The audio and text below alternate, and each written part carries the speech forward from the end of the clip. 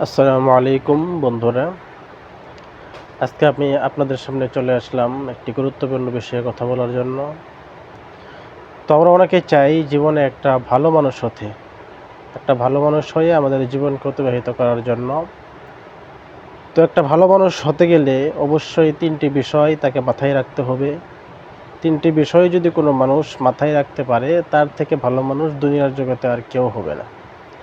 ১ number, আপনি জীবনে কারো উপকার করতে পারেন বা না পারেন, জীবনে কারো ক্ষতি করা যাবে না। ২ নাম্বার, আপনি কোনো মানুষের সুনাম কোনো জায়গায় করতে পারেন বা না পারেন, কিন্তু কখনো কারো বদনাম করবেন না। ৩ নাম্বার, আপনি আপনার লাইফে ভালো ভালো কাজ, নেক আমল যদিও করতে না পারেন, কখনো গুনাহ করা যাবে না। এই ৩টি বিষয় যদি আমরা মাথায় রাখতে পারি, আল্লাহ পাক রব্বুল আলামিন আমাদের জীবনটাকে পাল্টাইয়া দিবেন। আমরা সকলে এই ৩টি বিষয় মাথায় রাখবো ইনশাআল্লাহ।